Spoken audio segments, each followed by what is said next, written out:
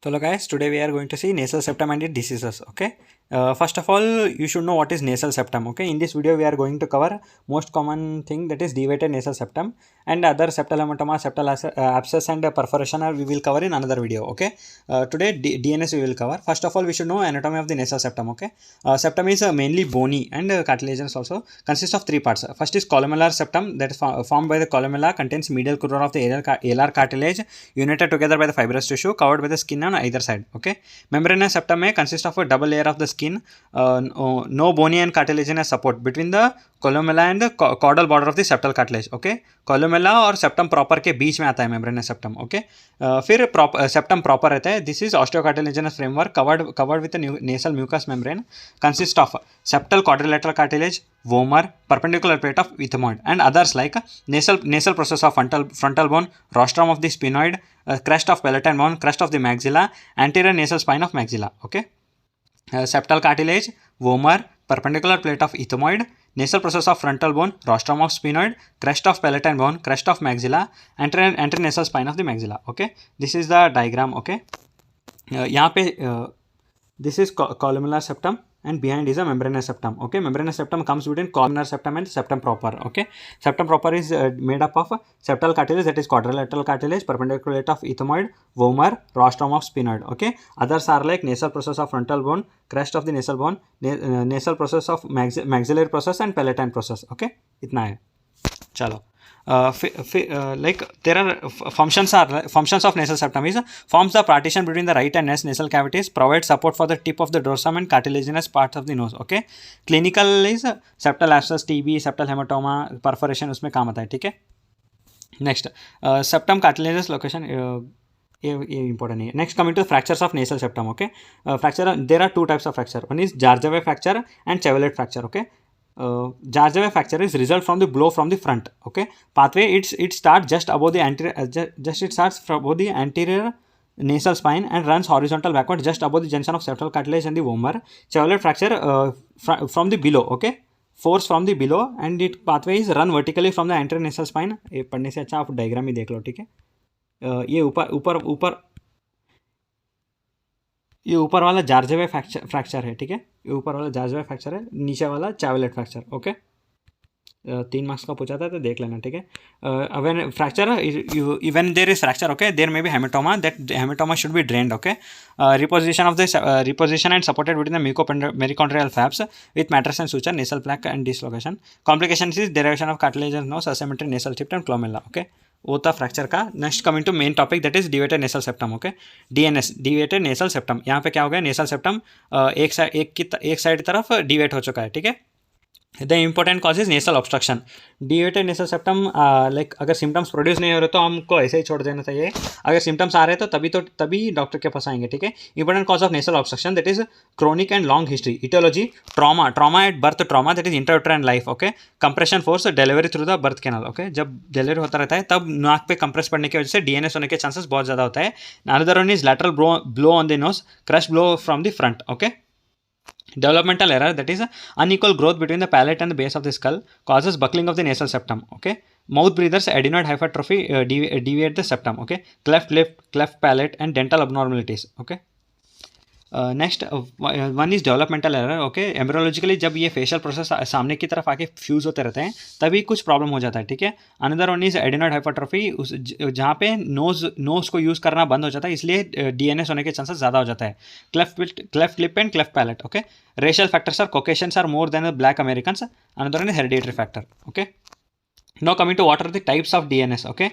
It is divided into anterior dislocation, C-shaped deformity, S-shaped deformity, spur and thickening. Okay. इसको याद कैसे रखा जाए, STACS. Okay. STACS.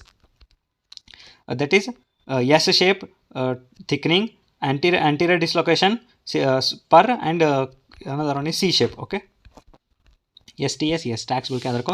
Anterior dislocation में क्या हो जाता है, ये जो सेप्टम है ना, एक उसके क्रेस्ट ऑफ द मैक्सिला से एक साइड झुक जाता है. ठीक है. Septal cartilage डिवेट into one of the nasal chamber and the patient head tilt backward can be seen. Okay. जब पेशेंट अपना सिर ऊपर कर देता है तो आराम से दिखाई देता है. देखो दिखा देता हूँ. Okay, this is the anterior dislocation. Okay, जब पेशेंट की चेहरा को उठा देते हैं आराम से डिवेट हुआ दिखाई देता है। ठीक है, this is anterior dislocation, C shape dislocation, S shape dislocation, then next is पर थिकनिंग। ओके, STA CS याद रखो, सिंपल है। एग्जाम में ये वाला डायग्राम ड्रॉ करना है और थोड़ा बहुत लिख देना है उसके बारे में। Next is C-shaped dislocation. This deformity is simple, and here the septum is C-shaped. Okay, nasal cavity concave and wider, and there is compensated hypertrophy on the opposite side. Okay, compensated hypertrophy on opposite side, and it is C-shaped dislocation. Next is deformity. Okay, next is S-shaped deformity. Vertical और anteroposterior plane में S shape में हो जाता है। ठीक है, S shape, and cause by bilateral nasal obstruction. Okay, it causes bilateral nasal obstruction. S shape causes bilateral nasal obstruction. Next is ciliary spur. It is a shelf like projection. Okay, spur is shelf like projection often found at the junction of the bone and the cartilage. Okay, it is a shelf like projection after found at the bone और cartilage के junction में दिखाई देता है। Here the septum presses on the lateral wall and causes the headache. Okay, it presents on the lateral wall and causes the headache, predisposes to repeated epistaxis. Okay, as spur is there, here the blood vessels are like lengthened. Okay, and they become thin, and there is recurrent epistaxis seen here. Okay, repeated epistaxis. Thickening is due to localized hematoma or overreading of the dislocated septal fragments. Okay, hematoma or overreading of the septal fragments.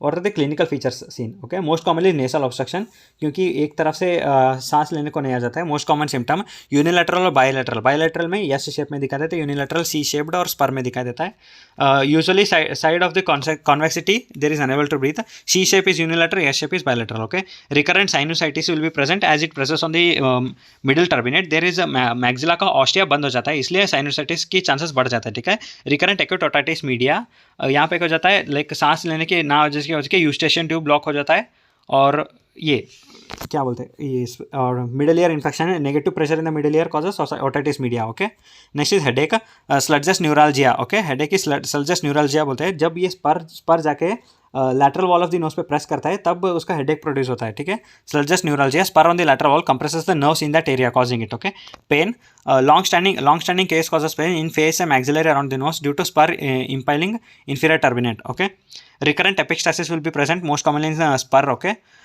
DNS mucosa exposed to the drying effect of the air current from the crust and remove and bleed. Okay, अब देखो spur में ना बहुत ही ज़्यादा डिवेट हो चुका रहता है। ठीक है, और उसमें क्या रह जाता है, और ब्लड वेसल भी बहुत खींचे चुके रहते हैं। ठीक है, एक्चुअली में ऐसा रहना चाहिए था, पर इतना डिवेट हुआ।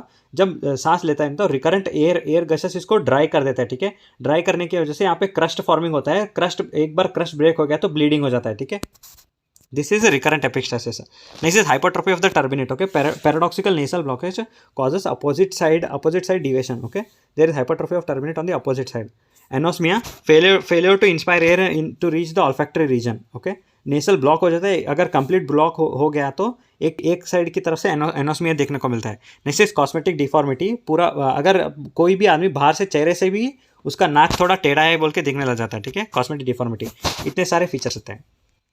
इन्वेस्टिगेशन क्या क्या करते हो, first is clinical, that is anterior endoscopy करना पड़ता है। ठीक है, पेशेंट को नाक ऐसा ऊपर खींच के देख लेना। ठीक है, अगर सेप्टम डिवेटेड है क्या नहीं है। फर्स्ट ऑफ ऑल बेसिक चीज़ें करो, फिर बाद में आगे लाइक ये वाली चीज़ें। कोल्ड स्पैचुला टेस्ट, स्पैचुला ले लो, उसको थोड़ा ठंडा करके नाक के पास रखो, वहाँ पे ये हो जाएगा लाइक मिस्ट फॉर्मेशन हो जाएगा। This is cold spatula test.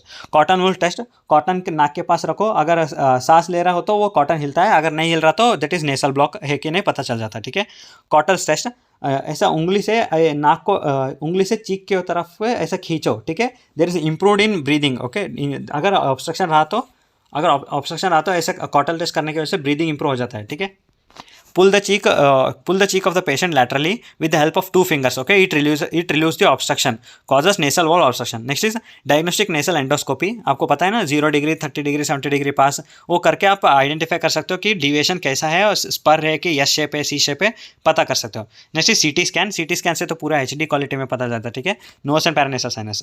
अगर सिम्टम्स नहीं है तो ट्रीटमेंट की ज़रूरत नहीं है। अगर सिम्टम्स नहीं है तो आप 2 चीज़ें कर सकते हो, बहुत सीवियर सिम्टम्स रहा तो। ठीक है, one is submucosal resection, other is septoplasty. Okay, most commonly nowadays they will do septoplasty. Okay, submucosal resection अब कम हो चुका है। Submucosal resection, it is not done before 17 years of age. Here the mucoperichondrial and periosteal flaps are raised on both the sides. Okay, bone and cartilage are excised. More chances of complication. Reoperation is difficult. Okay, it is not done before 17 years of age. Mucoperichondrial and periosteal flaps are raised on both the sides. Bone and cartilage are exposed. More chances of complication. Reoperation is difficult. अब आते हैं septoplasty पे, ठीक है। Septoplasty it is a conservative approach, okay. Conservative, हम सब कुछ बताने की कोशिश करते हैं, ठीक है। Done even in childrens, only one side incision is taken, mostly deformed cartilage is removed and there is less chance of complication and it is easier, okay। Complication क्या जाता है, like nasal tip depression, saddle nose deformity, ये सारे complications होते हैं, ठीक है। This was submucosal, difference between submucosal resection and septoplasty, okay. STACS आप याद रखो, S shape thickening, anterior dislocation, C shaped spur, okay. That's it, this was deviated nasal septum. See you all in the next video, until then जय हिंद, जय Bharat, bye bye.